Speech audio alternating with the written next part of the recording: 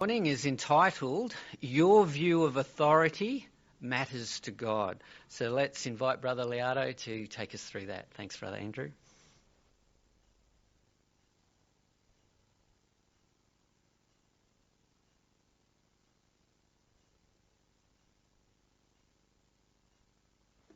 Thank you.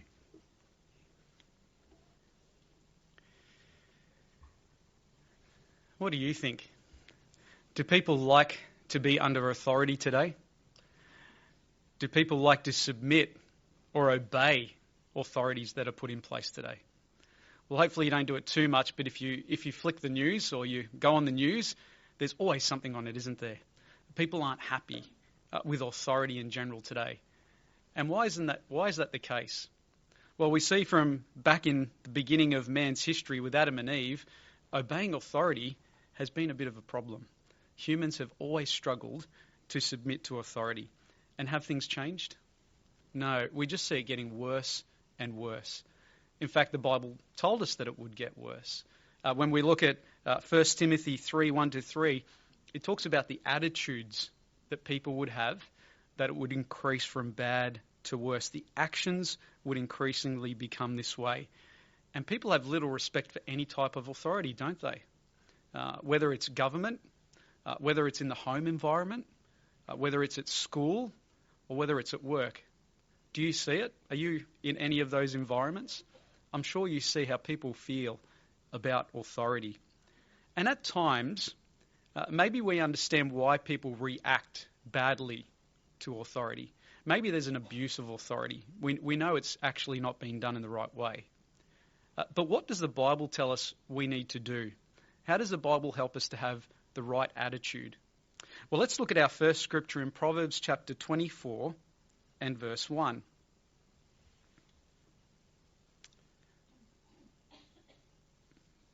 Oops, sorry, 21. Proverbs 24:21.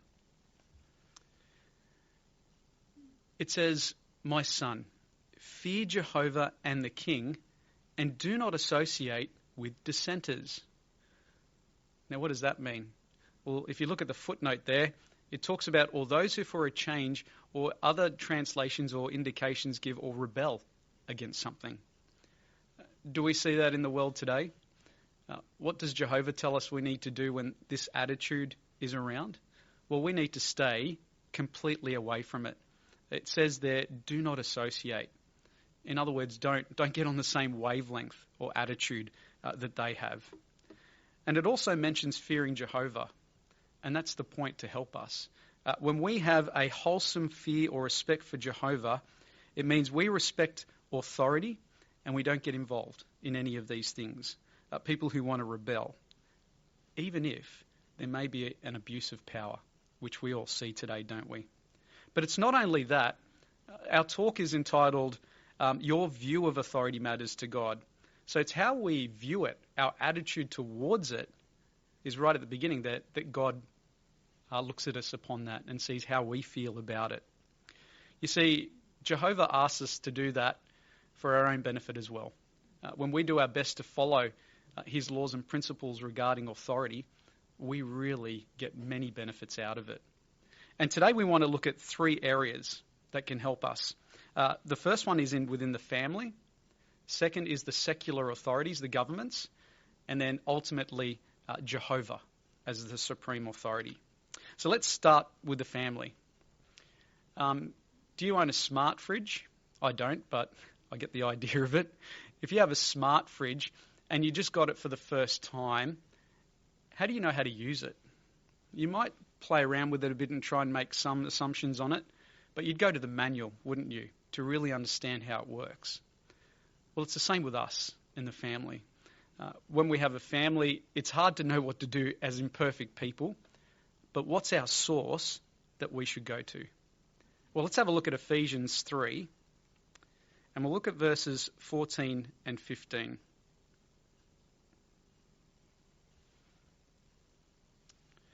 Ephesians 3, 14 and 15. It says, "For this reason I bend my knees to the Father, Jehovah, to whom every family in heaven and on earth owes its name." What is this scripture indicating for us? Well, it's highlighting that the Jehovah instituted the family arrangement. So if he's instituted it, if he's created this arrangement, wouldn't he be the best one to go to? If we want to know how to act as a husband or a wife or as a child within the family, he would be the best source to go to. And if you had to think of the best example to follow to help you with that, who would you think of? Well, wouldn't it be Jesus? In the family, we can all look to him as an example. And that's what we'd like to do now with that in mind, that principle there. We're going to talk to husbands, wives, and children. So what about husbands first? What can we as husbands learn from Jesus? Well, what qualities come to your mind when you think of Jesus? Well, he was a very good head, wasn't he? He was mild-tempered. He was lowly in heart. He treated his disciples in a kind way. Even when he had to counsel them or tell them that they'd done something wrong, he did it kindly. He didn't openly give them a hard time. He didn't criticize them. And what was the result of that type of headship? Well, his disciples or apostles, they loved to be with him, didn't they? Even though they were maybe counseled at times because of the way he gave it, they loved him so much. They respected him for it. And that's what we want to, don't we? Within the arrangement in the family. We want to be respected and loved. But the way that we show our headship really helps with that. And Jesus' example teaches husbands that Christian headship is not a position of harsh domination. That's the attitude we see in the world today. They have a totally different view of it. That's not Jehovah's view. You see, it's marked by honour and self-sacrificing love. In fact, some good advice is given in 1 Peter 3 and verse 7. 1 Peter 3 and verse 7. It says, "You husbands, in the same way, continue dwelling with them according to knowledge. Assign them honour as to a weaker vessel, the feminine one, since they are also heirs with you of the undeserved favour of life, in order for your prayers not to be hindered." So we notice those qualities there, showing honour. In some of other verses in Peter and Ephesians, it talks about showing love. And the type of love within a marriage is that self-sacrificing love, that honour. These are the things that we need to show. So what does that involve? Well, it means making sacrifices on our part. Making time, even if we're tired from work or our responsibilities, in making time for family worship. If we have children, individual studies with our children to help them. And when we imitate Jesus, when we sacrifice in this way, what will we gain? Well, won't we gain the respect and love of our family? When hard times come, it'll be easy to help them as well. So they're just a few points that we as husbands can take on. But what about wives? Well, Jesus also showed wives a good example. In what way? Well, it was in the quality of submission. We see the relationship with Jehovah that he had, and because of the type of head that Jehovah is, Jesus humbly submitted to his Father in everything, didn't he? We see that through the Bible. We see his example. He supported Jehovah's headship. And Christian wives try really hard to do the same, to submit to that authority that Jehovah's put in place as the husband. You see, what advice do the scriptures give for wives? Well, let's have a look at Ephesians, and we'll look at chapter 5. Ephesians 5, and we'll look at verse 33. It says, "Nevertheless, each one of you must love his wife as he does himself. On the other hand, the wife should have deep respect for her husband." Well, how can we illustrate this? Well, just as water goes deep into the soil and into the root of the plants and nourishes a growing plant, when this deep respect, a respect that goes deep, is nurtured within a family environment, and maybe it's with kind, gracious words that a wife uses, Maybe another example, whether it's in private or public, working with your husband as a team, this really helps to nurture that respect for a husband. And it really helps wives to imitate Jesus' example of that deep submission that he has with Jehovah. But is that always easy? Is your husband perfect? No, at times that might be hard to do. But showing deep respect within the family arrangement, particularly with a husband, really shows Jehovah how you view authority that he's put in that place in the marriage. It really shows that it matters to you when you work hard on it. And the result? Well, it's happiness within the marriage. It's Jehovah's approval, and he'll bless that arrangement. Well, what about our young ones? Let's talk to our young ones. Do you think you could learn off Jesus? We have a nice example here. Jesus' parents, you know who they were. If you've been to the convention, has everyone been to the convention? Yeah, if you have, you've seen a good example of this with Joseph and Mary. Now, were his parents perfect? Was Jesus perfect? Jesus was perfect. So it's a little bit of a different situation. But what was Jesus' attitude, especially in this situation? Well, let's have a look at Luke 2:51. We know the family had gone away from Jerusalem. However, they didn't realize Jesus was missing, did they? But they came back, they found him. Then what did he do? Well, let's have a look at verse 51. It says, after all of that, then he went down with them and returned to Nazareth, and he continued subject to them. So even though, maybe he didn't communicate very well to them because he assumed they knew where he'd be, what did he do? Well, it says, and he continued subject to them. So even though he's perfect, he could pick up things maybe quicker than Joseph and Mary, he still respected his parents. He still listened to his parents. And what a great example he set. Well, what about you, young ones? Well, we have another illustration here. If your parents come to talk to you about something, maybe to illustrate, have you got a device or a phone? I think most young ones would have that today. If your parents ask you, look, who are you texting? Who's on your Facebook? Who's on your Insta? Or TikTok? I think there's a few other things. What do you think they're trying to do? Are they just trying to pry into your life? No, they've got a lot of experience in life. All they're trying to do is help you to make good decisions, to make a good call on things. You see, Jehovah has given your parents the responsibility to look after you. And in the song, it was quite clear, wasn't it? If we listen, obey, the result again is that you're blessed. And when it comes to life, when there's any other types of authority that you start to learn about and you need to be under, it'll be a lot easier to follow. So showing respect to your parents pleases them and pleases Jehovah. And I'm sure you want to do that, to please your parents and Jehovah. So that's in the family environment.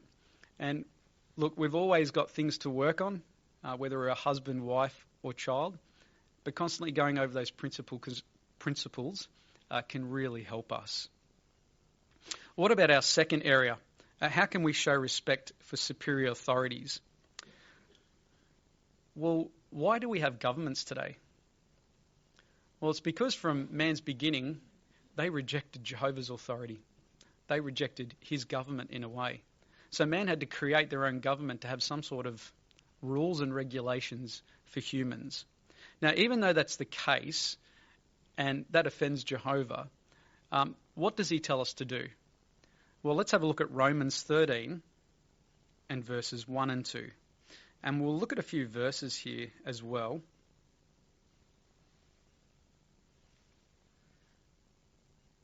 This is how Jehovah sees it. Romans 13, 1 and 2. It says, let every person be in subjection to the superior authorities. For there is no authority except by God. The existing authorities stand placed in their relative positions by God. Therefore, whoever opposes the authority has taken a stand against the arrangement of God. those who have taken a stand against it will bring judgment against themselves. So in essence, what is that saying? Well, Jehovah is the one who's allowing these authorities to be in place. He asks us to respect that arrangement. So as long as Jehovah allows the authorities to rule, as Christians, what do we need to do? We need to the best of our ability, respect that authority, listen to it as much as we can. And can you see the wisdom in doing that? Well, let's look at a few examples. If we just scan through verses 3 and 4, it talks about there's rulers that are an object of fear to the bad deed, not to the good one. It says, do you want to be free of that authority, the fear of the authority? Keep doing good and you will have praise from it. Why? Because it's God's minister for your good. Then it goes on to say, but if you're doing what is bad, be in fear, for it is not without purpose that it bears the sword. So what is that talking about? Well, we have the authority put in place through protective services, just like the police. And wouldn't you agree, they do act as deterrents. They do keep relative peace when it comes to our lives. But what happens if the police went on strike and they'd stop for a while? We've seen it in countries, haven't we? What happens when there's no authority in place? People go nuts, don't they? They start looting, committing so many crimes. So to a very high degree, what's put in place protects us, and we should appreciate it. You see, the governments, maybe they do make bad decisions at times, but to a level, they give us protection and deter crime. What about another point there in verse 5? It says, there is therefore compelling reason for you to be in subjection, not only on account of the wrath that we spoke about, but also on account of your conscience. How do we link serving or listening to the authorities as part of our conscience? Well, so many people try to do wrong when no one sees it, right? So even if no one sees what we're doing, do we do our best to do what's right? Do we do our best to listen or obey to these superior authorities even when no one's watching? Why? Because you know what happens if you do something wrong, it starts to bug you, doesn't it? So when we do everything that we can have a clean conscience with Jehovah, that we've done all we can to serve the authorities in the right way. Well, what about 6 and 7? It says there in 6, that is why you are also paying taxes, for they are God's public servants, constantly serving this very purpose. Render to all their dues the one who calls for the tax. Do you love paying taxes? Do you love going to work knowing that this really decent percentage is now going away? No, of course not. You've worked hard for it, haven't you? But maybe think about it this way. What happens, when is your bid night, sorry? Do you know when you bid, is it Monday night, Tuesday, whatever night it is? What happens if the government's then said, look, we're just not going to collect your rubbish anymore? What do you think would happen? Well, it'd be a pretty decent mess, wouldn't it? Even in some countries, that doesn't work so well, and we see what happens. What if they said, look, we're going to stop the fire service, no more education, no more sanitary service, mail service, law enforcement? All our taxes go to that sort of thing, don't they?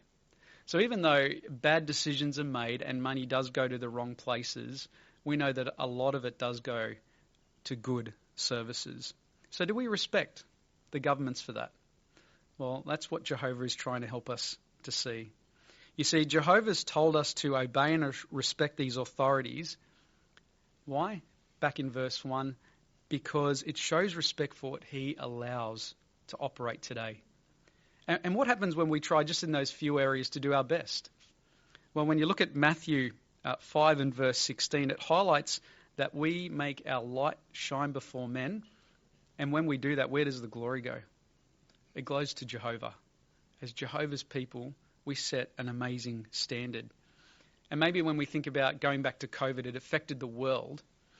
As Jehovah's Witnesses, we really gave glory to Jehovah by listening to the authorities, didn't we? Many great examples came from it.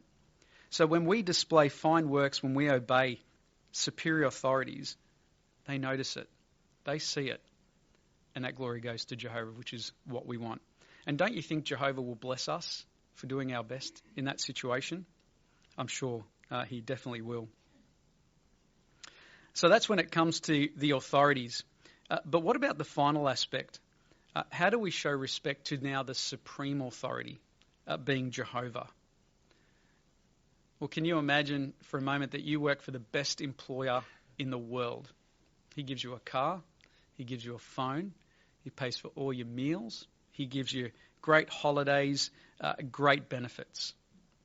How would you view your boss if he did all that for you? Wouldn't you respect him? You would, because he looks after you.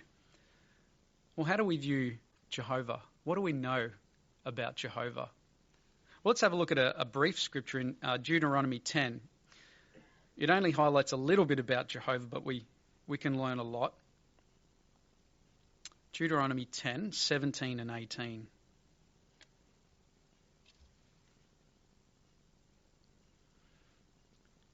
It says, "For Jehovah your God is the God of gods and the Lord of lords, the God great, mighty, and awe-inspiring, who treats none with partiality and does not accept a bribe. He executes justice for the fatherless child and the widow and loves the foreign resident, giving him food and clothing."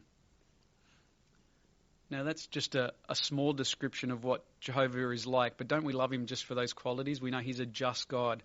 He treats everyone here in the right way according to your need. He gives us everything. You think about the earth and what we have.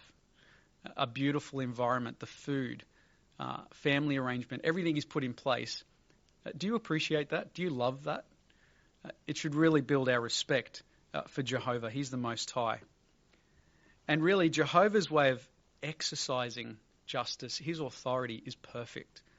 And really, it benefits us when we listen to it. And shouldn't he deserve our utmost respect for what he does for us? Not because of just he's a generous God, but because he is that supreme authority. And when we learn to respect Jehovah the most as that supreme authority, when it comes to the other authorities that we've mentioned, whether it's governments or the family arrangement, it's so much easier to come under that authority he's put in place because we love Jehovah first. And that's why obedience to him must come first. But when it comes to listening to Jehovah's authority, what happens when we're told by governments or someone not to serve him?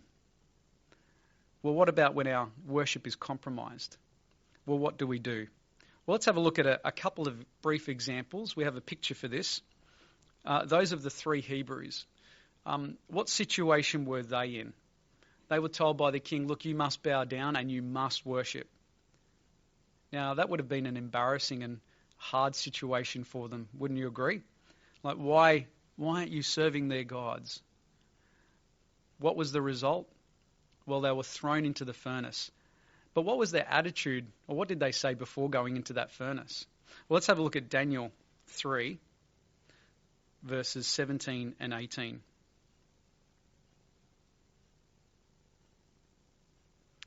Daniel 3, 17 and 18. So they had to answer him. It said, "If it must be, our God whom we serve is able to rescue us from the burning fiery furnace, O king, and to rescue us from your hand. But even if he does not, let it be known to you, O king, that we will not serve your gods or worship the image of gold that you have set up." What a great attitude they set. They didn't know what the result was going to be, did they? It was a great result for them. They weren't even burnt or have a smell of smoke on them. But they listened. When it came to compromising their faith, they didn't do it. And they had a great outcome because of it. What about our next one? That of Peter, John, and the other apostles. What was their situation? Well, we see here they're brought into the Sanhedrin with the Pharisees and Sadducees, which were scary, angry men that they had to go up against. And what were they told? You must stop preaching. You cannot preach anymore. What did they do? Well, we know in Acts they said, well, we must obey God as ruler rather than men. Jesus had given them a command. Pharisees and scribes had crossed the line, and now they stuck. They had to make a decision. But what do we notice about both those situations? Well, in both those situations, in those cases, they stuck to serving Jehovah. They stayed obedient to him. But what was their attitude like, even when they were talking to these men in power? Well, they had the right attitude. You think of the three Hebrews, they showed respect to King Nebuchadnezzar. They expressed their feelings, but they showed respect. John and Peter, they showed respect when they talked to those men. They courageously stood their ground. And we can do the same. We know not as much in Australia, but we know in many other countries this can be a massive problem, and we have to be ready for it too. But when it comes against compromising our faith, we need to be ready to make a reply, even though it's so hard, just like those examples. Because what have we learnt? Obedience to Jehovah is above any other authority. Now, there's another way we can show respect to his authority, and it comes to submitting to the authority he's placed within the congregation. It's a big part of our life, isn't it? Let's have a look at the scripture in Hebrews 13 and verse 17. And we'll look at the arrangement of the elders he's put in the congregation. Hebrews 13, 17. It says, be obedient to those who are taking the lead among you, and be submissive, for they are keeping watch over you as those who will render an account, so that they may do this with joy and not with sighing, for this would be damaging to you. There's a whole talk that you could do just on this. There's lots of good information. But what are we looking at here? The Greek word there for keeping watch over you, I think it was in a recent article as well, means they would abstain from sleep. So shepherds would abstain from sleep at night because they knew something wasn't quite right. There was dangers outside with the sheep, so they would stay up and look after them. And that's the same within the congregation.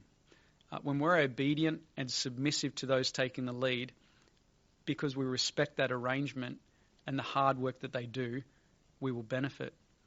What happens when we go against that arrangement?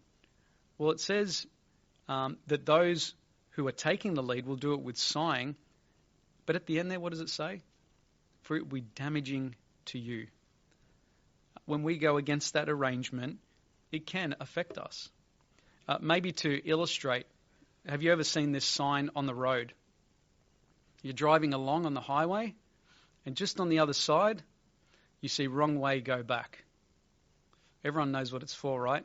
But what if you found that sign was in front of you or right next to you and you were driving? You're on the wrong side. What would you do? Would you keep driving and think, I'll just dodge a few cars, it's probably a little bit quicker now anyway? No, you'd want to turn around, right, and go back the right way and get back on the course. Well, that's the exact same reasoning with what Hebrews 13:17 says. When we listen to the advice, maybe we have gone the wrong way a little bit. Maybe we are making a mistake and we haven't noticed it. But when we get that advice, we need to turn around. We need to change our course and listen to the counsel that's given. And as elders, it's always going to be from the Bible. It's always going to be for our best interests. So when we work with it, we benefit from it. And again, are the elders perfect? No. All elders are imperfect. But do you know what? Jehovah trusts them. Jehovah trusts the elders. And going against that direction would be like not trying to get a patient who loses out on the benefits of treatment because there's something you don't like about the doctor. And that's how Jehovah views it. Would it be wise if we display respect towards the elders despite their imperfections? How do you think Jehovah sees us? How do you think our relationship with Jehovah will be? It'll continue to get stronger and stronger. So that's another great point. Now, it's good for us to recognise how important it is to show respect to Jehovah and the authority he's put in place. Why? Well, do you think Jehovah's authority will ever end? Whatever Jehovah puts in place, whatever he does, it's going to last forever. So he's training us right now for future. We don't know what sort of changes he'll make in the future, but he's training us now to submit to his authority and to see the benefits for it.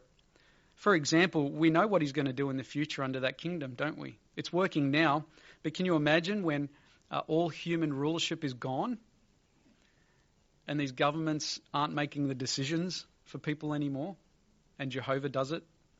And this system of things, the wicked things that are going on, are all gone? Well, we look forward to that.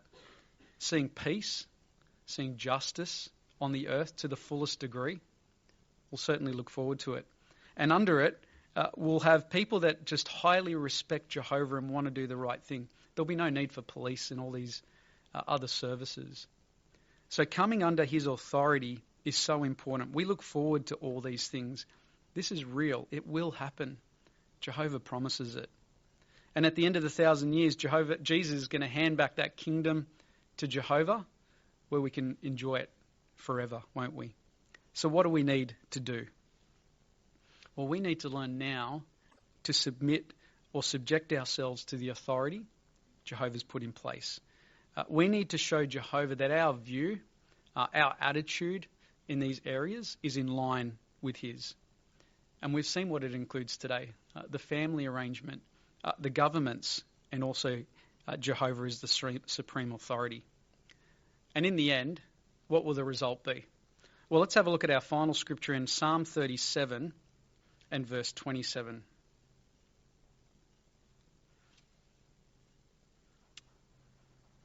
Psalm 37, look at verses 27 to 29. It says, "Turn away from bad and do what is good, and you will remain forever. For Jehovah loves justice, and he will not abandon his loyal ones. They will always be guarded. But the descendants of the wicked will be done away with. The righteous will possess the earth, and they will live forever on it." That's the guarantee. When we listen to Jehovah, submit to his authority, what does it say? We'll remain forever. Jehovah's never going to abandon his loyal ones. He's never going to abandon those who listen to him and do their best. And what a great result that, as it says there, he guarantees that if we stick to him, if we subject ourselves to his authority, we can live forever under his refreshing rule forever.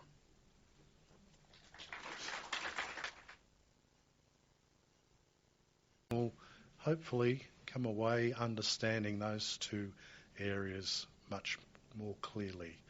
So we look forward to hearing your comments as we go through the material and get a better understanding. So let's invite our reader, Brother Katrupi, to read paragraph 1 for us. We live in a world where unexpected challenges can disrupt or even completely change our lives. How thankful we are that we can turn to Jehovah God for help. In the preceding article, we were reminded that Jehovah is the living God and that he is always ready to help us. When we receive his support, that experience reassures us that Jehovah is alive. However, right after making that declaration, David called God my rock. Why would he liken Jehovah, the living God, to an inanimate object, a rock?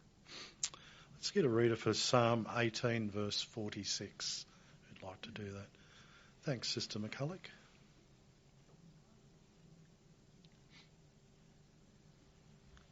Jehovah is alive. Praise be my rock. Let the God of my salvation be exalted. Nicely read. Thanks for that. So we've got the question there. To what does David compare Jehovah as recorded at Psalm 18, verse 46? Okay, thanks, Sister Valencia. In the last week's study in Psalm 18, verse 46, David considered Jehovah is alive. We've learned that. And then he followed it, praise be my rock, let the God of my salvation be exalted. So we can see in here that David called God as my rock. So we have he compared it into an inanimate object, a rock. Yes, very, very interesting expression, isn't it? So we kind of want to dig into that and understand it. So let's go a little further. Paragraph 2, thanks, Brother Nick. In this article, we will consider why Jehovah is referred to as a rock and what that metaphor teaches us about him. We will also learn how we can come to view him as our rock. Finally, we will discuss ways that we can imitate Jehovah's rock-like qualities. Okay, paragraph 2, our question, why should we be interested in the fact that David called Jehovah my rock? Thanks, Sister Doden.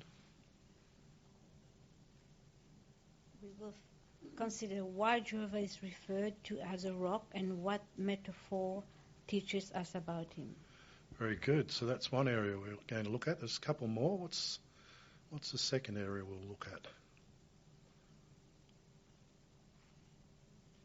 Okay, thanks, Brother Eli.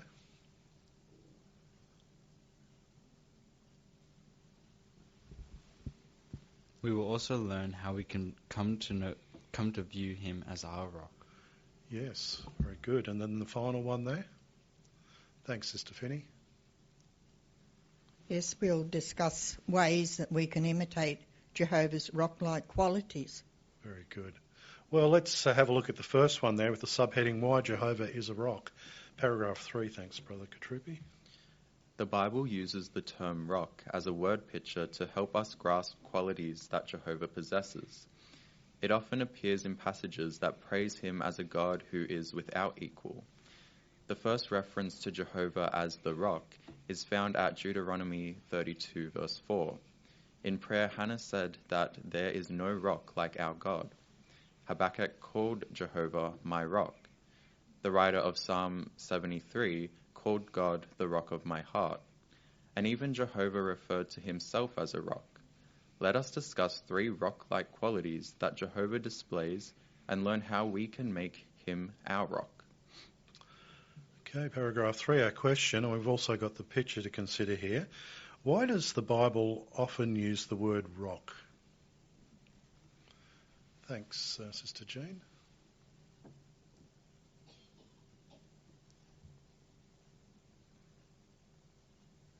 The Bible used term rock as a word picture to help us grasp the qualities that Jehovah praises. Through all the Bible, many verses. First one is Deuteronomy 32:4, and say Jehovah as a rock is found. Then in prayer, Hannah in 1 Samuel 22, there is a rock like our God. There is no rock like our God. Very nice, thanks, Jane. Okay, Sister Sander, at the back there. So in that Deuteronomy 32:4, as Jean mentioned, we can see that Jehovah is compared to a rock. And a rock is very stable, unshakable. So we can see Jehovah's qualities as justice and faithful and royalness that is not shakable in any circumstance. It's very firm. Yes, very good. See a little hand there. Oh, yeah, Desi, young Desi, thanks. The Bible uses the word rock as a word picture to help us get qualities that Jehovah has. For example, 1 Samuel talks about that Hannah said that there is no rock like our God. Very nice. And Sister Crider, please.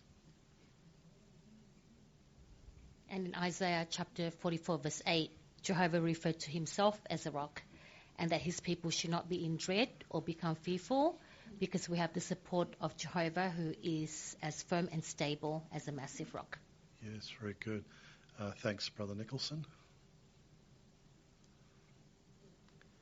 Yeah, so even here we're starting to make these connections. I really like the psalm there. The psalmist saying, the rock of my heart, Jehovah's the rock of my heart. When we think of our emotions, they can be in turmoil, but when Jehovah's the rock of our heart, there's that stability that we can cling to. So we're going to really learn how to meditate on this and deepen our appreciation of Jehovah's rock-like qualities. Yes, very good. Now we've got a picture on the screen. How's this helping us to comprehend what we're talking about, do you think? Thanks, Brother Crider. Well, just as those verses highlighted for us, it really puts emphasis on that Jehovah is the rock. There's no other rock like him. The qualities that Jehovah have are solid and immovable. Yes, very good. And Sister Bisanelli?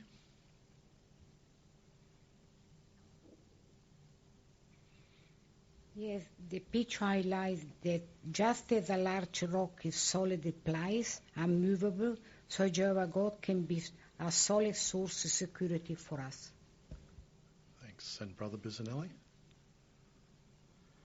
Yeah, we read there in Isaiah 48:8, where it tells us that is there any God but me? No, there is no other rock. I know of none.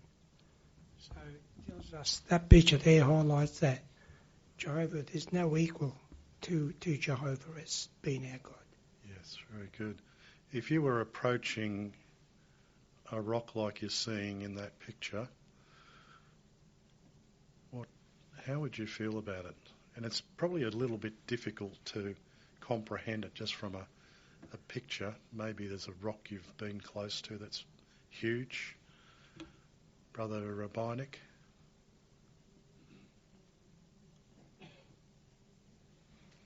We see the people in the picture, they're not just walking past, they're not just having a glance, but this rock really stands out, so they'd be having a really good look at it. In Australia, we have some large rocks that people actually go to great lengths to visit and study and have a really good look at. And so too with Jehovah God.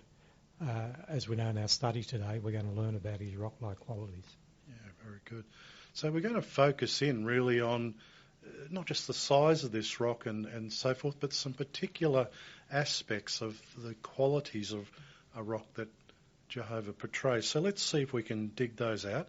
Let's have a look at paragraph 4. Thanks, Brother Nick. Jehovah is a refuge. Just as a huge rock can be a person's hiding place from a threatening storm, Jehovah safeguards us when we face situations that threaten our well-being. He keeps us safe and prevents us from suffering lasting harm. And he promises even more, he will eventually eliminate whatever threatens our peace and security.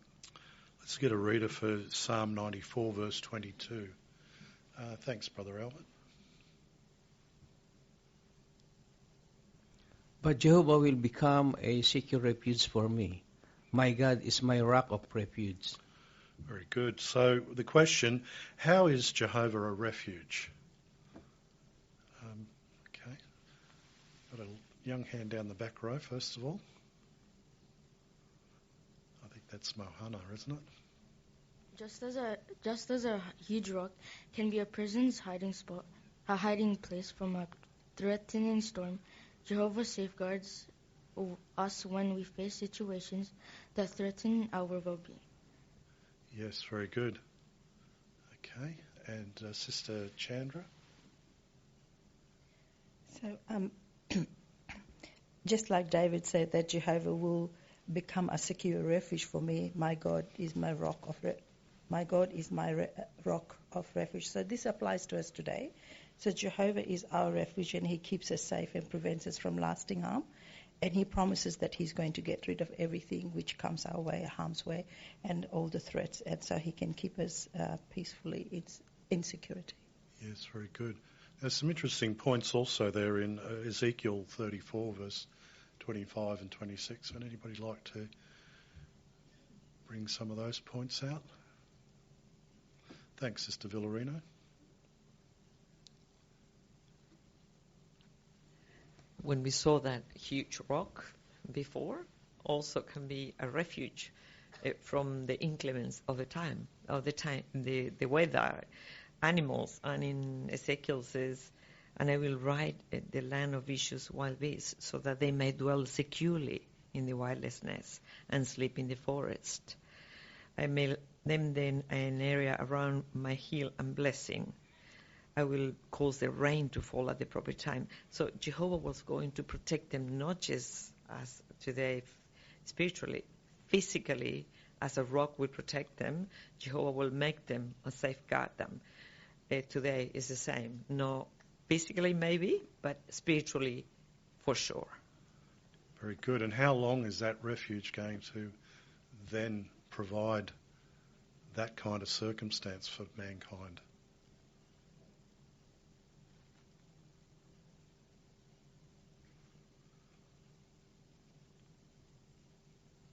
Brother Simone?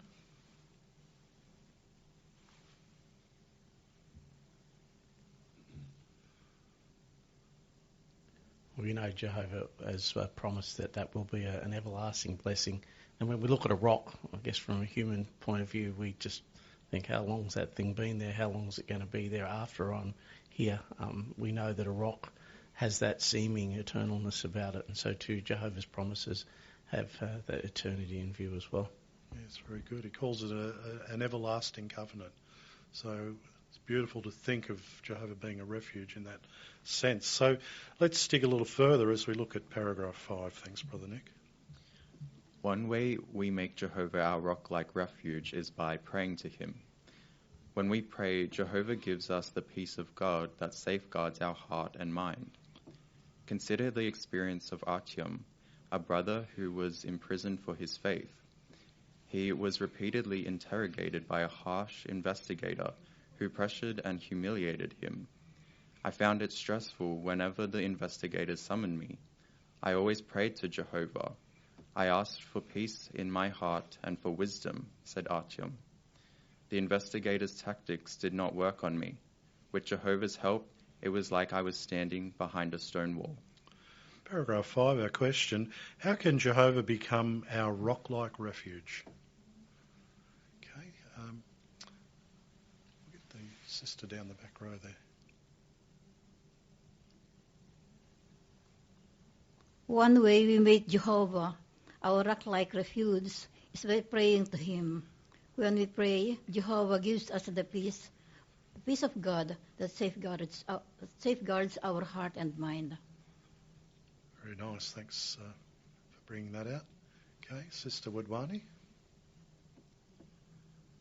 I like this experience of Brother Artem. He was in jail for his faith, and he got interrogated by a harsh investigator, and he prayed to Jehovah, and he said that every time he was summoned, he used to pray to Jehovah, asking for peace in his heart, for wisdom, and the investigator's tactics didn't work. It was like with Jehovah's help, it was like I was standing behind a stone wall, so he trusted in Jehovah fully. Very nice, thanks for that. So that passage there in Philippians 4 verse 6 and 7, it's a good one to keep in our back pocket, isn't it?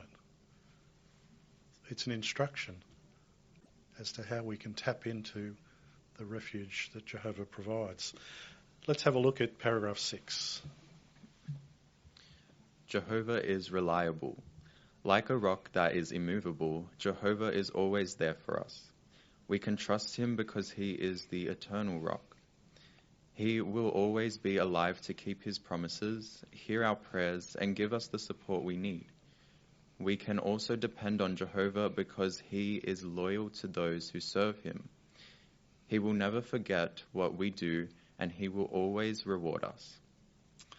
Let's get a reader for Isaiah 26, verse 3 and 4. Okay, let's get Sister Esther Wang in the back row. Keep missing your hand. You will safeguard those who fully lean on you. You will give them continuous peace, because it is in you that they trust. Trust in Jehovah forever, for Jehovah is the eternal rock. Nicely read. So our question on 6, why can we always rely on Jehovah? Thanks, Brother Finney.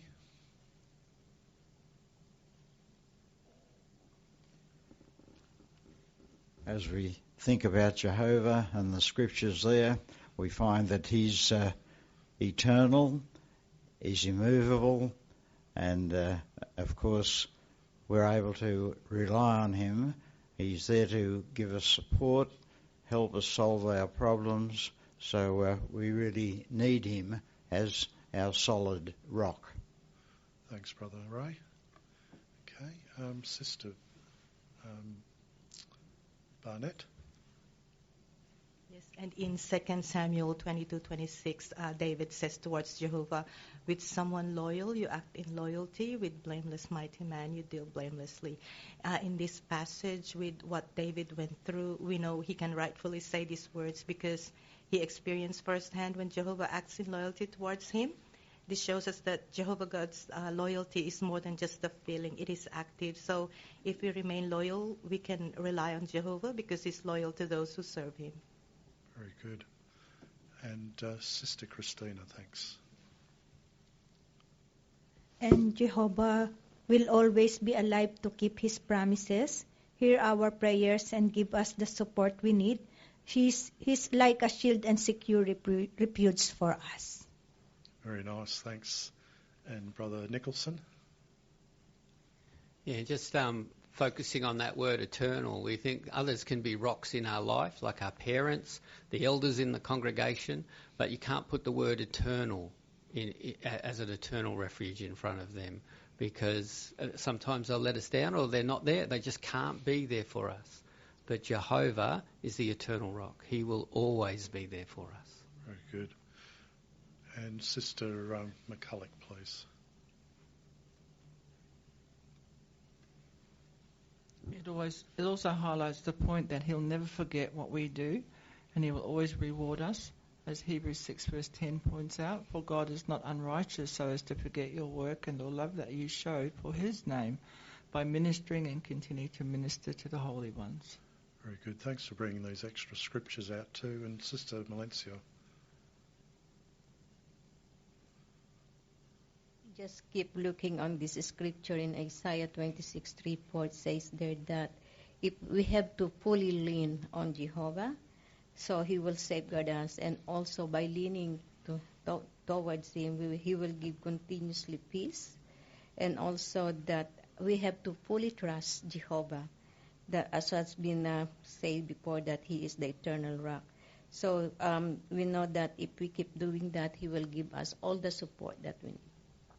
Yes, very good. So how important is that? Let's find out a little bit more about Jehovah's reliability as we look at paragraph 7.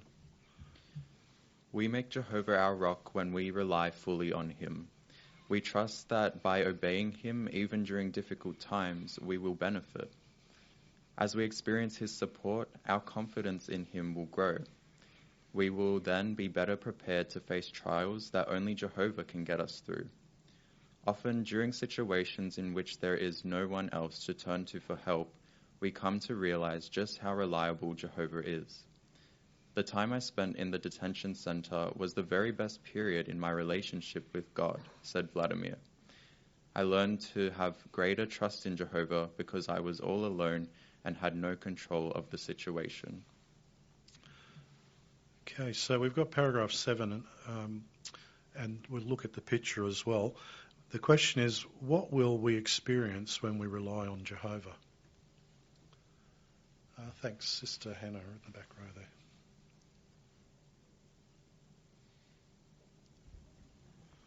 If we fully rely, trust, obey, and always loyal to Jehovah, we will experience what Isaiah 48:18 said, that we will experience peace like a river and righteousness like the waves of the sea, even if we are still living in this system of things.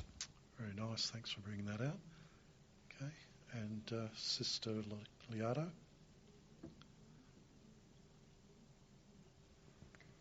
Vladimir got to experience just how reliable Jehovah was, because he was in a situation where there was no one he could rely on but Jehovah, not even himself, because he couldn't change his situation. He had no control over it.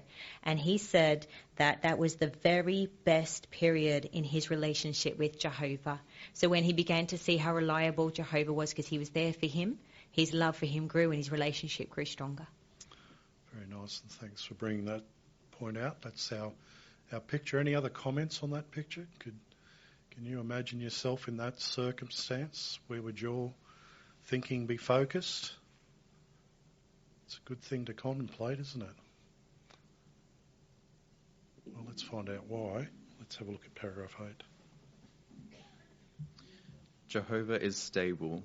Similar to a massive rock, Jehovah is firm and stable. He is consistent in his personality and unshakable in his purpose. When faced with the rebellion in Eden, Jehovah did not waver. As the Apostle Paul wrote, Jehovah cannot deny himself. This means that no matter what happens or what others do, Jehovah will never deviate from his qualities, his purpose, or his standards. With confidence in our stable God, we can look to him for salvation and for help to cope during turbulent times. Let's get a reader for Psalm 62, verse 6 and 7. Your name's going to come to me in a minute, but...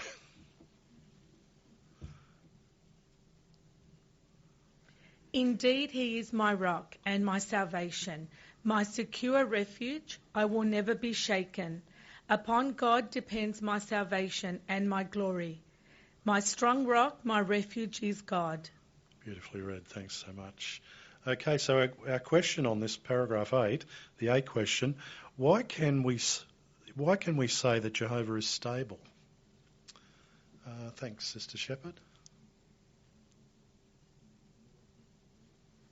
Paul wrote in 2 Timothy 2:13 that Jehovah cannot deny himself, meaning that Jehovah will never deviate from his qualities, his purpose or his standards, regardless of the course of action that others take. As we saw with the rebellion in the Garden of Eden, Jehovah was stable. He didn't waver in his purpose, and we can be confident that he'll always fulfil his word. Okay, thanks for that. Sister Leanne.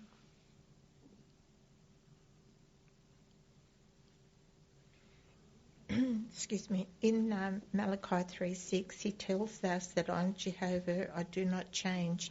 His personality is unshakable and his purpose always stands. Very nice, thanks. And Brother Liardo.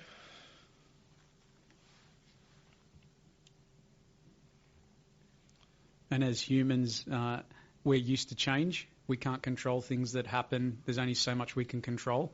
But we know Jehovah can control every situation. So when we rely on that, we know how stable it is. It gives us a comfort to know that we can rely on him for that.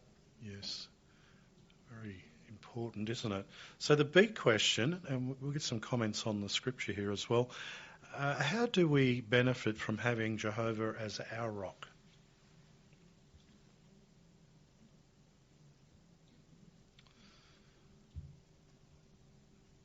I'll give you a little story.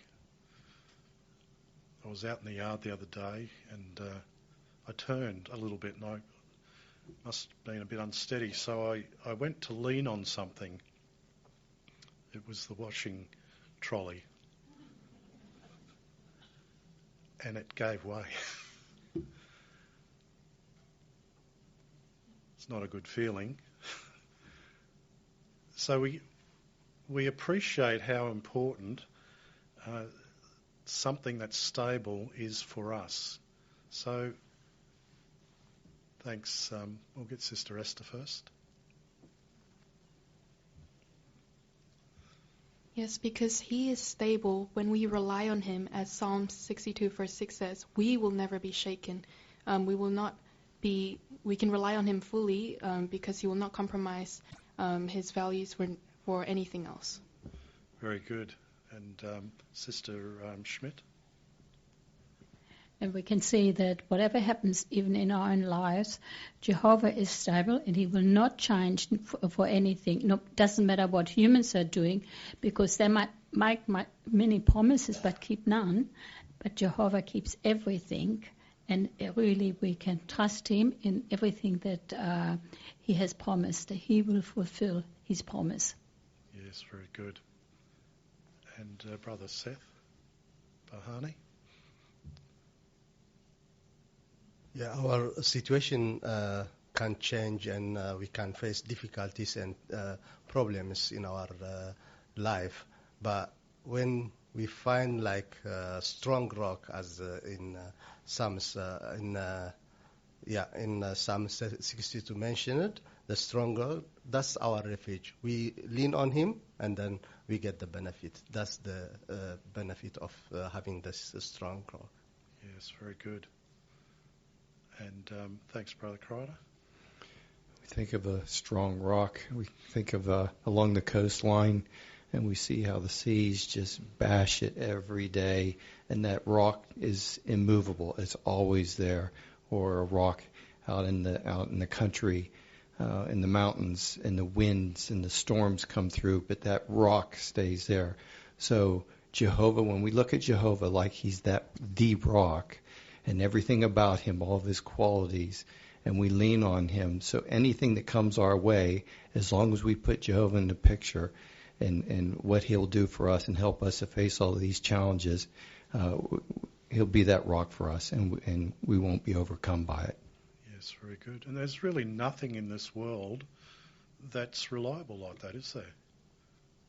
So it helps us to focus very clearly on where we can put our reliance. Well, let's close out this section with paragraph 10. 9, I meant. We make Jehovah our rock by focusing on the kind of person He is and by keeping His purpose fixed firmly in our mind. Doing so can help us to remain stable emotionally while we endure trials. That was true of a sister named Tatiana, who was placed under house arrest because of her faith. I found myself literally on my own, she said. It was challenging at first. I was often discouraged. However, when she saw how her trial related to Jehovah and His purpose, she was able to cope and to regain emotional strength. She said, "Understanding why this was happening helped me to remember that it is for Jehovah that I find myself in these circumstances. That has helped me to stop thinking about myself." Paragraph 9, question, what do you learn from Tatiana's experience?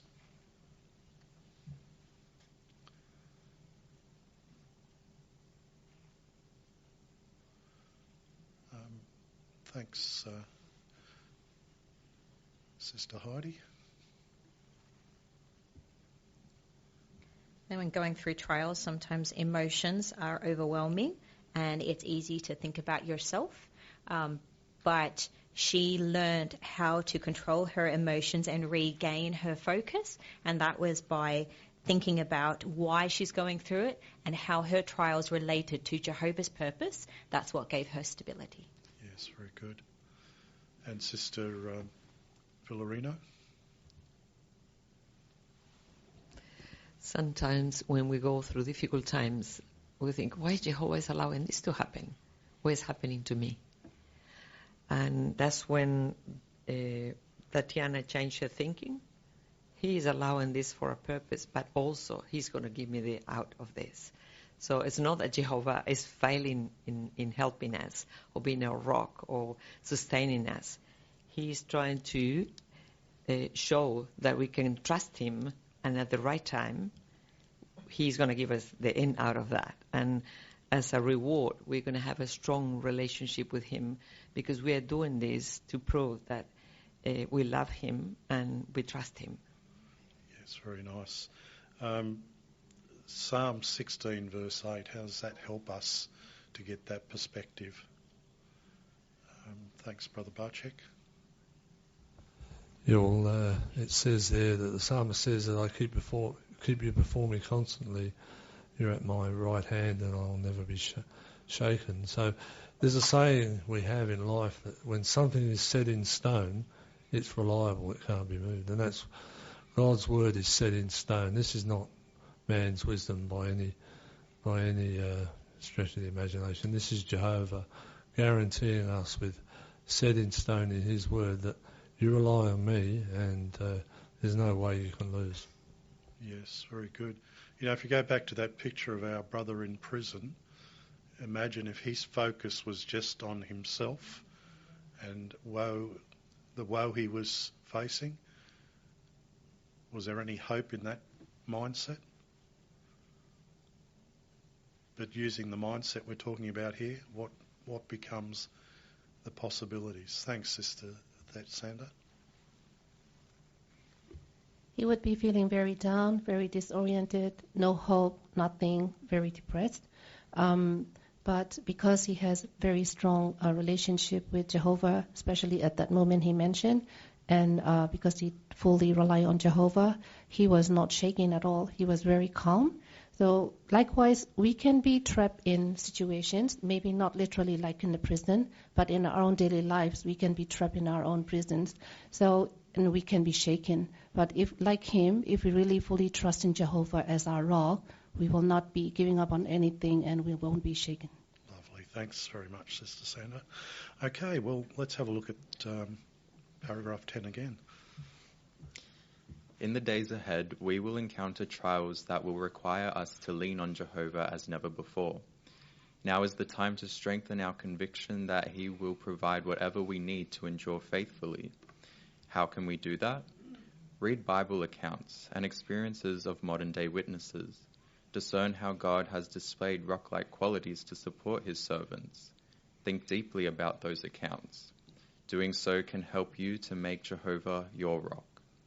Paragraph 10, our question, how can Jehovah be our rock now? Thanks, Brother Samuelu. As we live in these last days, we really need to trust in Jehovah as our rock, and by doing so, we need to read Bible accounts that can help us grow our love and trust for Him, and meditate on how Jehovah has displayed rock-like qualities to support His servants. And by doing so, this can help us to make Jehovah our rock. Yes, very good.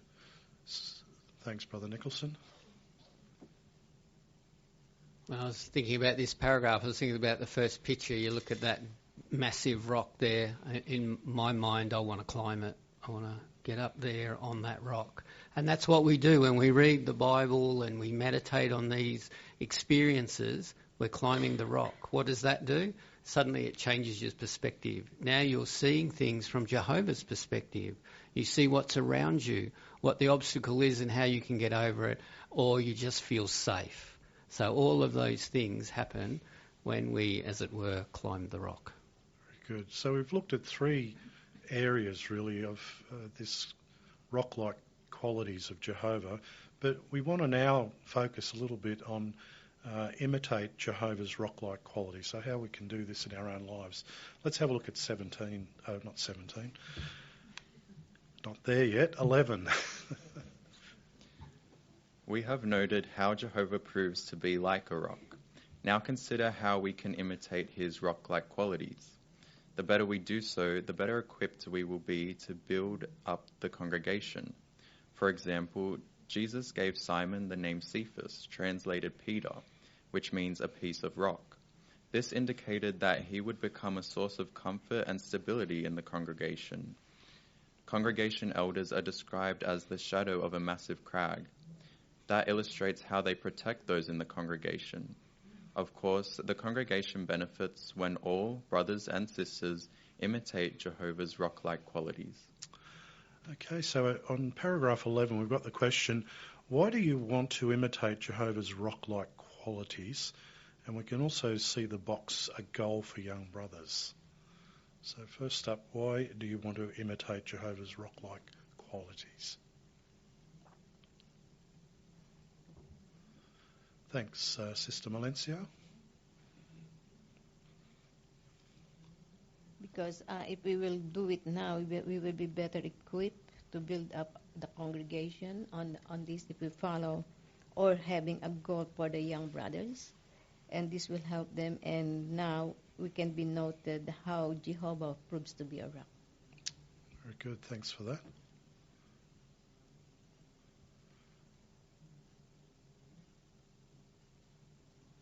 Thanks, Brother Liardo.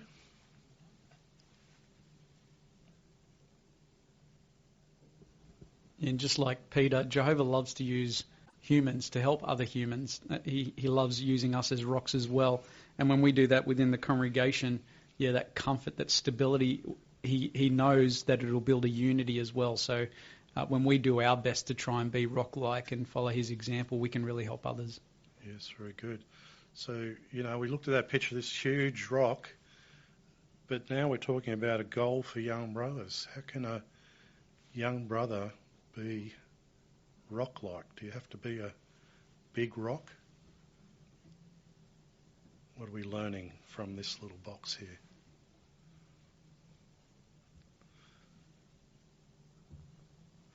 Thanks, Brother Doden.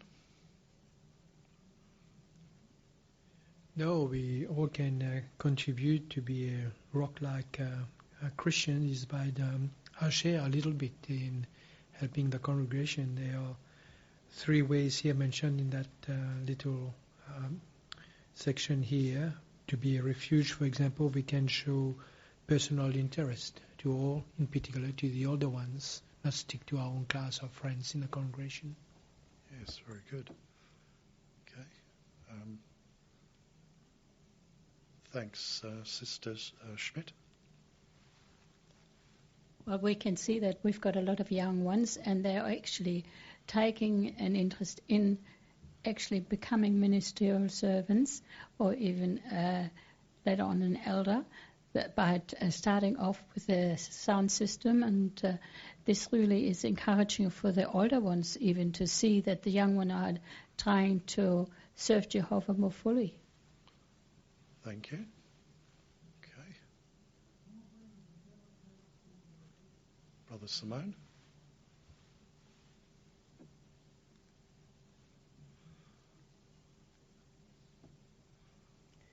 Yeah, Jehovah's always been the rock, and so it mentions here that young men can also reach out very early in their lives as well. They don't have to wait until they're a stipulated age. It even mentions here perhaps early or mid-20s, so that's a good goal for our young ones to look forward to.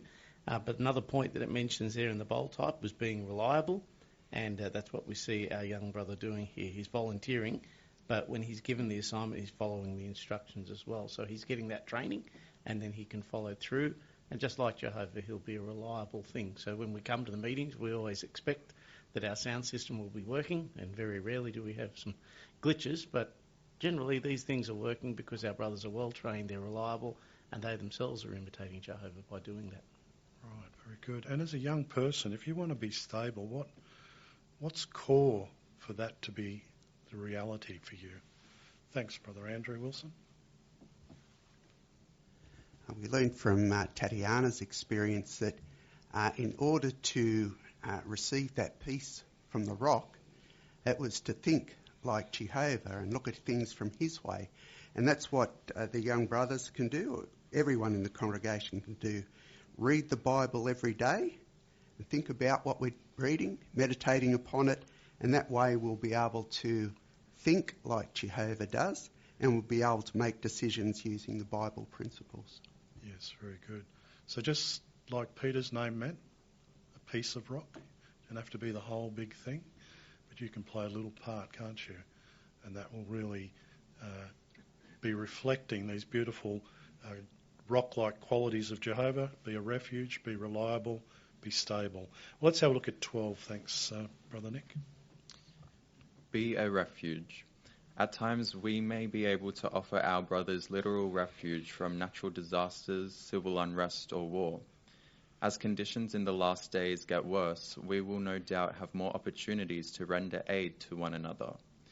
We can also provide an emotional and spiritual haven for our brothers. One way we can do this is by making them feel welcome at the Kingdom Hall, contributing to the warm atmosphere in the congregation. We live in a harsh, cold, and stressful world, so when our brothers and sisters attend meetings, we want to do all we can to make them feel loved, refreshed, and secure. Paragraph 12. Describe ways in which we can be a refuge to others. Let's get Sister Yongshin Lim on Zoom, please. We can provide an emotional, spiritual haven for our brothers. One way we can do this by making them feel welcomed when they come to the Kingdom Hall. By doing so, we can help them experience love and sense of security when attending the meeting, and offering them feel loved and refreshed and secure from the hardship of life. Very nice. Thanks, Sister Lim. Okay. Thanks, Brother Villarino.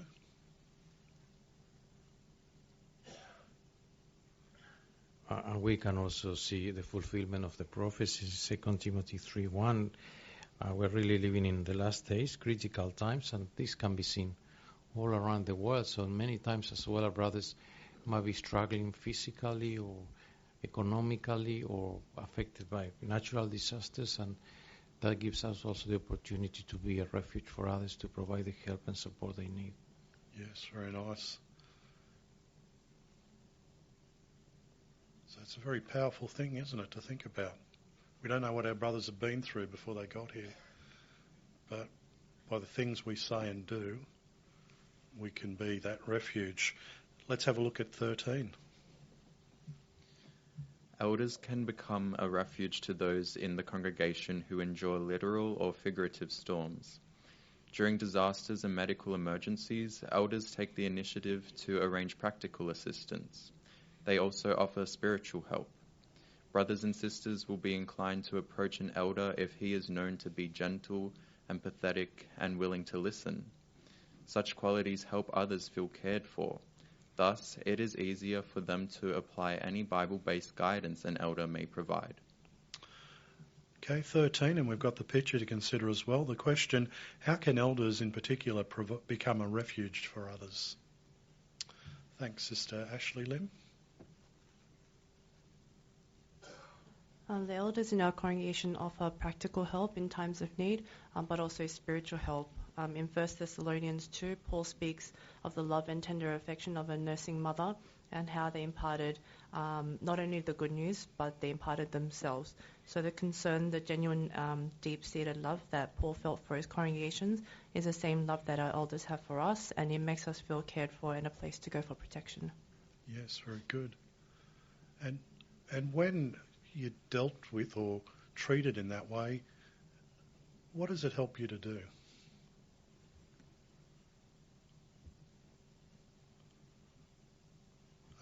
Thanks, Sister Wiley.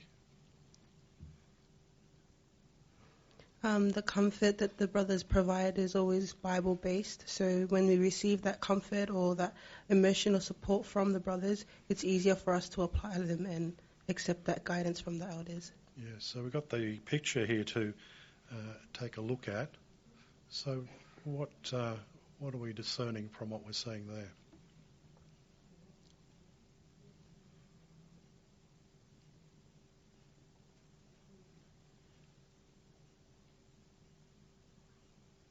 Thanks, Brother Simone.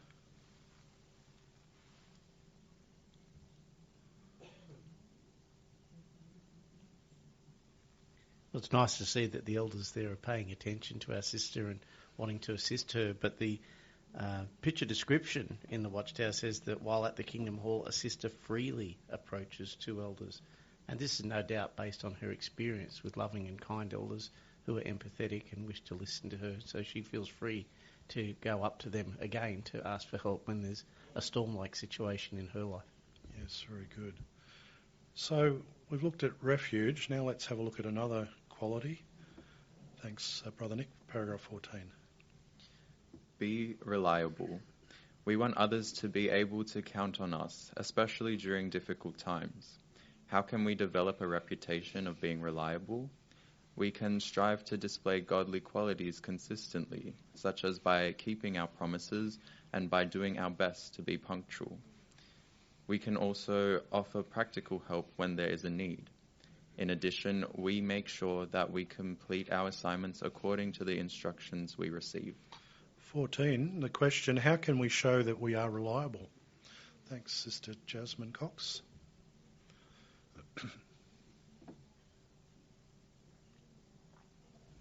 Proverbs 17:17 describes a truly reliable friend when it reminds us that a true friend shows love at all times and is a brother who is born for times of distress.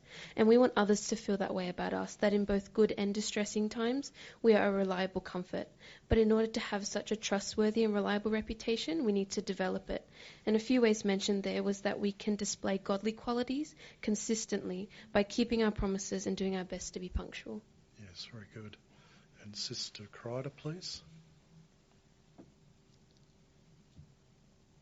And in Matthew chapter 5, verse 37, Jesus said, let your word yes mean yes, your no, no. So we can be reliable by being truthful at all times, keeping our promises and staying true to our words. Excellent. 15, thanks, Brother Nick. Reliable elders are a benefit to the congregation. How? Publishers feel supported when they can readily contact elders, such as their field service group overseer. Publishers also feel well cared for when they know that the elders are willing to help them. And as elders base their counsel on the Bible and the publications of the faithful slave rather than their own opinions, fellow worshippers trust them. Brothers and sisters have further reason to have confidence in an elder who keeps private matters confidential and who follows through by doing what he says he will do. 15, our question, how does the congregation benefit when the elders are reliable?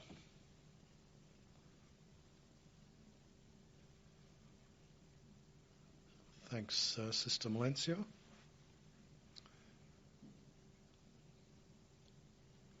If the elders are reliable, the publishers or we will feel supported, and we can readily contact them, and we know that they will be readily helping us.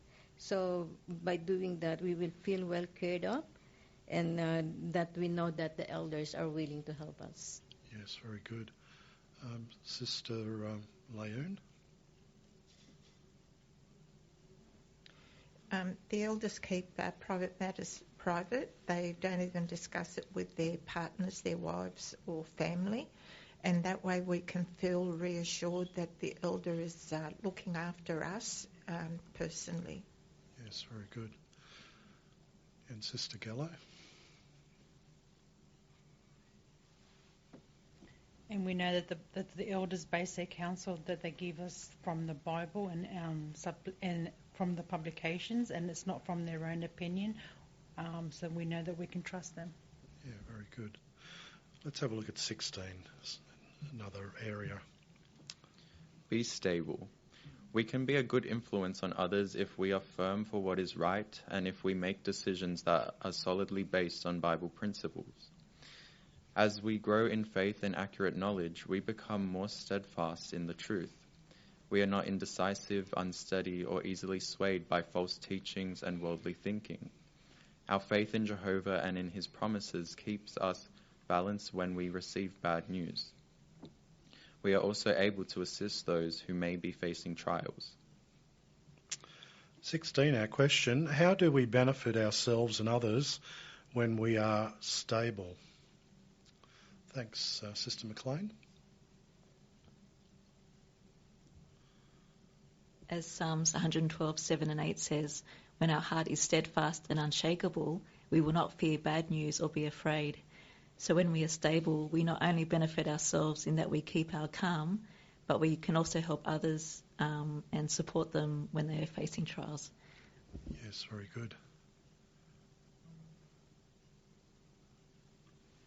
Okay. And Sister Thatsander. And we can make ourselves stable by basing our decisions solidly based on Bible principles, and we can grow our faith in accurate knowledge, and that is the way how we can make steadfast in the truth and make ourselves stable for ourselves and for others. Yes, very good. And Brother Bahani, thanks. When we receive bad news as well, if we are stable, our faith in Jehovah and his promises keeps us balanced. Yes, very good. Well, let's have a look at paragraph 17. Elders are to be moderate in habits, sound in mind, orderly and reasonable. These men are a stabilizing influence on others and strengthen the congregation by holding firmly to the faithful word. By their example and their shepherding, elders help publishers to be regular in their meeting attendance, field service, and personal study. When brothers and sisters face unsettling events, elders can do much by encouraging them to keep their focus on Jehovah and his purposes. 17, our question, what helps elders to be a stabilising influence? Okay, thanks, Brother Liardo.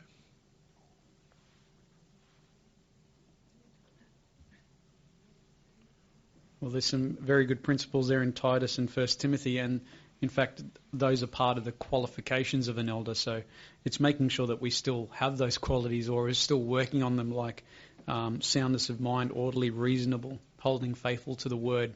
When we constantly work on those things, the reason why we qualified, we can be a stabilising effect in the congregation. Yes, very nice. Thanks for that. Brother Nicholson? And just adding to that, these qualifications, they come from the rock. So the rock gives these qualifications. So this is part of imitating the rock. We set that example, and so it has Jehovah's blessing. Yes, very good. And Brother Bronkhorst, way up the back there.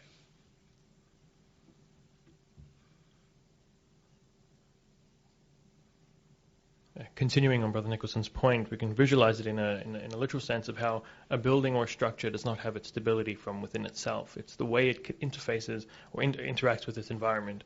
As Jesus taught, a house built on rock and not on sand will withstand the storm. So these elders are clearly, their foundation is Jehovah the rock. And maybe it takes much effort to dig down and build that foundation deep, but we know these elders have done that and we can rely on them. Yeah, very nice. Thanks for bringing that out. Okay, well, our final paragraph, 18. Thanks, Brother Nick. After considering Jehovah's marvelous qualities, we can say, as did King David, "May Jehovah my rock be praised." Jehovah will never fail to be a God we can rely on. Throughout life, even into old age, we have reason to declare, "He is my rock," confident that He will always help us to thrive spiritually. Thanks for your fine reading today, Brother Nick. 18, our question, why do we want to praise Jehovah and draw ever closer to Him? And we've got the box there, a way to draw closer to Jehovah. You might want to bring out some key points.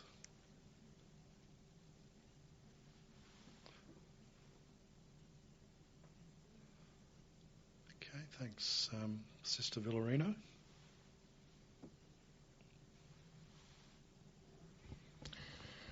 We want to praise Him because He has marvelous qualities. He is our rock, and we praise Him. But we can draw ever closer to Him if we go to the box there by researching more about many qualities that He has. For example, some descriptions of what He is, our Father, instructor. So we can research deeply these names in the Bible, and maybe each of us can consider some of these. For example, for me, it's my father. I chose him as my father. So in here is Isaiah 64:8. So he's our potter. We can research and investigate to have a deeper understanding of how He is, how wonderful, how incredible rock He is, and all the qualities in the scriptures that show a wonderful Father.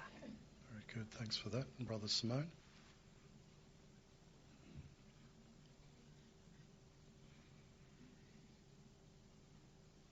Maybe as a glimpse to how rewarding and fulfilling this project could be, just even thinking of the last few weeks and watchtowers that we've done. Jehovah is our host. Jehovah is the living God. Jehovah is our rock. These are beautiful descriptions, and just by looking at these watchtowers that have explained those expressions, we've really enriched our understanding of Jehovah and drawn closer to Him, so we can be sure that by doing something similar in our personal study projects, it will draw ever closer to Jehovah and appreciate Him all the more. Yes. Can we get the picture of the rock back up, please? Now just think of it from this perspective. Obviously the proportions there are interesting. It's obviously a long way off. Do you think if you saw this rock in the distance, you'd say, "Oh, nice rock," and just continue on your way? What would you want to do? What would you be drawn to do?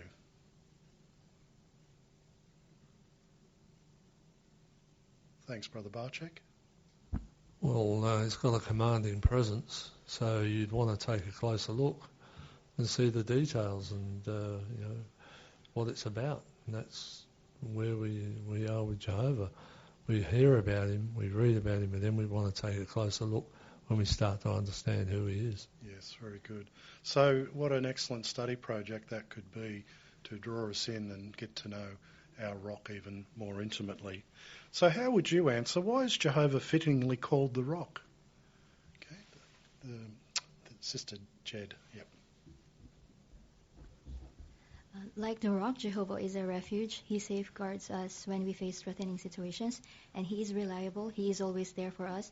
We can depend on him because he is loyal to his servants, and he is stable in his personalities and purpose, which means we can look to him for salvation. Excellent. You hit all those 3 points that we spoke about today. How can we make Jehovah our rock? Sister Nicholson, please. We can make Jehovah our rock by focusing on the kind of person that he is, and by keeping his purpose fixed firmly in our mind. Yes, very good.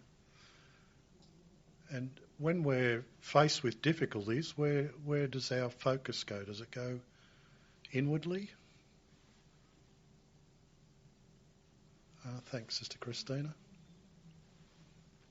We focus that we do all our things for Jehovah, not for ourselves. Yes, very good. So he becomes our focus. What are some ways in which we can imitate Jehovah's rock-like qualities? Thanks, Sister Liardo.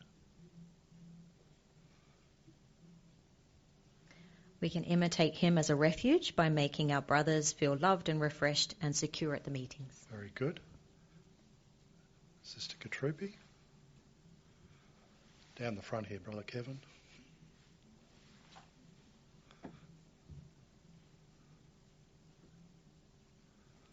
Another one of his rock-like qualities is being reliable, so we can volunteer at the Kingdom Hall, and when we have an assignment, we want to follow the instructions on how to fulfil that assignment. Yes, very good. And what was the third way that we can imitate Jehovah's rock-like qualities? Let's get the Gonzaleses on Zoom, thanks. We learned today that we can imitate Jehovah's quality by being stable and firm in our belief, showing love and compassion toward others, making decisions with wisdom and good judgment, being patient and understanding, and being willing to serve and support our brothers and sisters and friends. Thanks, Brother Juan. And what are we going to need to do if we're going to become stable? What's the underlying methodology, if you like, for us to be stable like the rock? Thanks, Sister Shepherd. We need to imitate Jehovah, which means we need to read the Bible every day so that we get his viewpoint. Excellent. Very good. So what an interesting discussion all about Jehovah the rock and how we can make Jehovah our rock, and how we can also emulate those beautiful qualities and in our lives and be a rock for others as well. So thanks so much for your comments today. We've really appreciated the preparation you've put into contributing to